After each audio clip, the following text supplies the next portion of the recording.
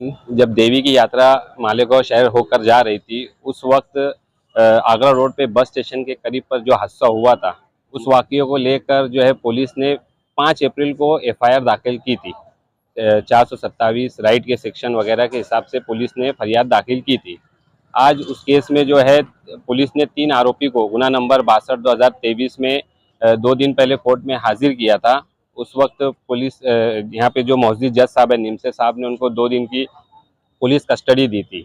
आज उनको दोबारा कोर्ट में हाजिर किया गया। पुलिस की जानिब से आज उनको एमसीआर की रिपोर्ट के साथ हाजिर किया गया और उनके वकील ने जो है उसमें बेल एप्लीकेशन, तीनों आरोपी को छुड़ाने के लिए बेल एप्लीकेशन दाखिल की है।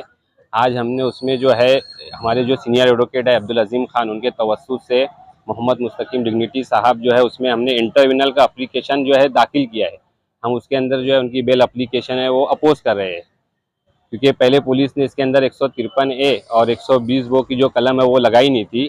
मुस्तकीम डिग्निटी साहब ने जो है महाराष्ट्र के जो आईजी है उनके पास तकरारी अर्ज दाखिल की थी कि पुलिस को इसमें 153 ए और 120 वो लगाना चाहिए। तो वहाँ से जो भी आदेश आया होगा तो पुलिस ने जो है बाद में इसके अंदर 153 ए और 120 वो की कलम ऐड की है। तो आज उनकी बेल एप्लीकेशन में जो है हम इंटरविनर बोल के हम उसमें हाजिर हो रहे हैं और इंशाल्लाह दोपहर में अगर उसकी सुनवाई होती है तो हम उनकी बेल के लिए अपोज करेंगे। नहीं, 3 आरोपी को जो है पुलिस ने हाजिर किया था। उनको 2 दिन की ऑलरेडी पुलिस कस्टडी मिली थी। आज उनको 2 दिन की पुलिस कस्टडी होने के बाद दोबारा कोर्ट में हाजिर किया जा रहा है। जी, हमारी वही ठीक है, जैसे इसमें जो है 5 या 6 लोगों के नाम थे, लेकिन जो मेन थे 120 वो भी लगा है, क्रिमिनल कॉन्स्पिरेसी है, लेकिन किसने मास्टरमाइंड कौन है, किसके बोलने पर हुआ, अभी तक के पुलिस ने किसी भी तरीके का कोई नाम जाहिर नहीं की है।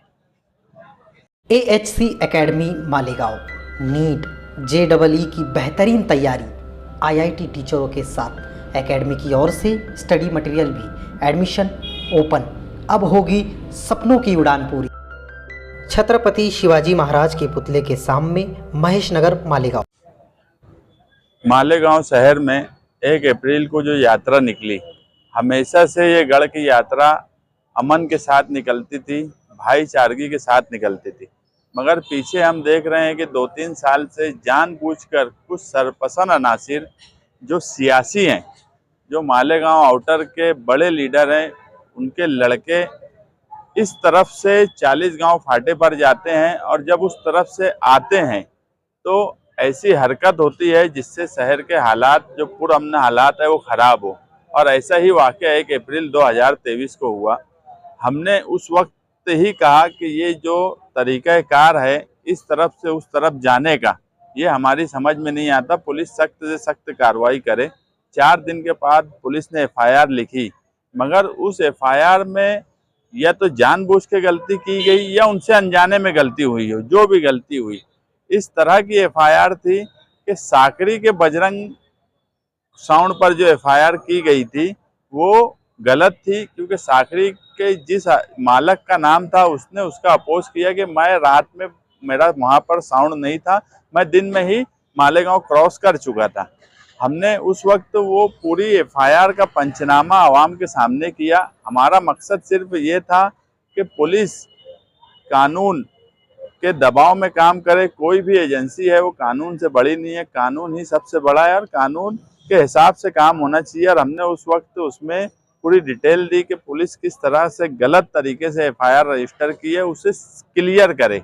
और इसी के साथ साथ हमने 17 तारीख को महाराष्ट्र पुलिस महासंचालक मुंबई, उनको जाकर मिलकर लेटर दिया और उसमें हमने डिटेल लिखी कि यार इस तरह से एफआईआर की गई है जो कि गलत है और उसमें 153 ए, 295 और 120 बी प्लानिंग ये लगना चाहिए।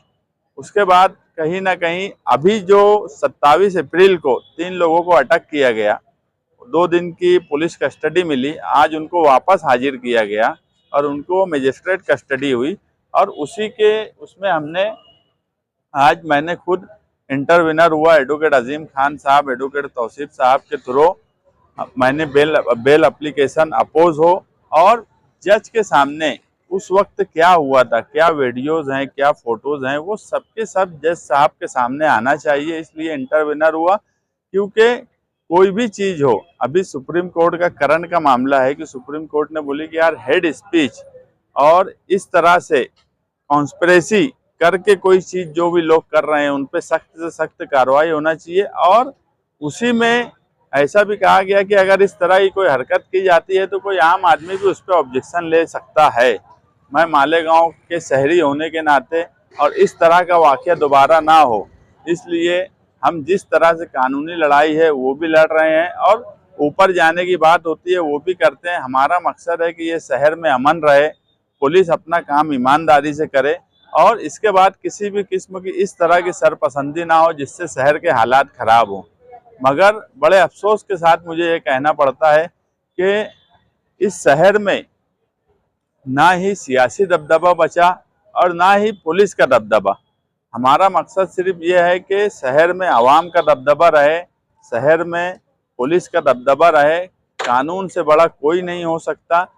जो भी लोग इस मामले में हैं, वीडियो में जो लोग पत्थर मारते हुए दिख रहे हैं, उन सबको अटक होना चाहिए, क्योंकि अगर उन लोगों को आज हमने कानूनी पंजे में नहीं पकड़ा या कानूनी पंजा उनके ऊपर शिकंजा सख्त नहीं किया तो कल उनकी और हिम्मत खुलेंगी। और इस पूरे मामले में जो पुलिस ने बाद में ऐड की है कलम 120B और 153A, तो 120B जो है ये कॉन्स्पिरेसी प्लानिंग किसने की, किस सियासी लीडर के बेटे ने उससे 4 दिन पहले किस तरह के पॉम्पलेट व्हाट्सएप पर चलाए, किस तरह से यहाँ से 40 गांव फाटे पर गए, ये सारी चौकसी होना चाहिए।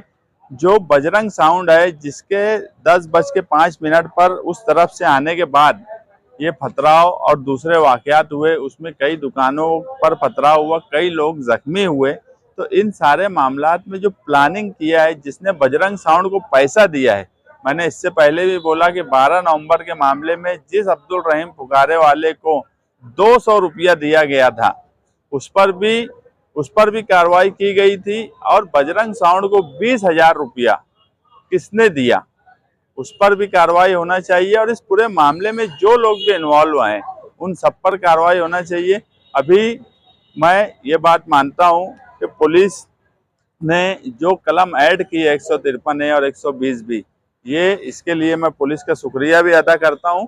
अगर पुलिस कार्रवाई सही ढंग से करे तो हमारी पुलिस से कोई लड़ाई नहीं है। हमारा मकसद ये है कि एजेंसियां कानून से बड़ा किसी को ना माने और कानून ही सबसे बड़ा है यही माने और इस शहर में अमन रहे। इसके लिए आगे इस तरह की हरकत ना हो, हम कोशिश कर रहे हैं और इसी कोशिश का ये नतीजा है कि कहीं ना कहीं इस मामले में अभी 3 लोगों को अटक किया गया। और हम पुलिस से यही गुजारिश करेंगे कि आगे भी इस मामले में जो लोग भी शामिल हैं, जो पत्थर मारते हुए दिख रहे हैं, जो पर्दे के पीछे से इस पूरी साजिश को अंजाम दिए, उन सबको अटक किया जाए।